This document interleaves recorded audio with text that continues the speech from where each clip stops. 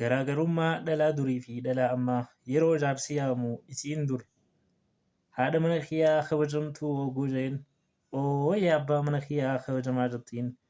Isiin ammaa too yaa ifaa jiruuti yaa arras yaadii hogguu jedhuun hii maal jettee akkana jettiin.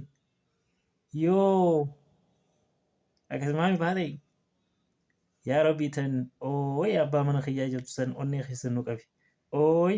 Hii maal jettee kam ture nama gammachiisamee deebisaa kannaa tiktook hojjee arra yaadatu yaada keessanii harkaan qaba tanaafin akkanatti kun viidiyoo isinii waraabe asii beekaayi.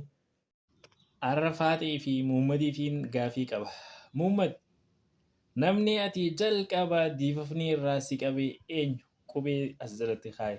Faaxee ati hoo namni jalqaba diifafni irraa si qabee eenyu as jala kaaye. Diifafa ga'an diifafa funyaanii osoo hin taane diifafa onneetiin baanaa akkasitti haa walitti taanu galatoomaa.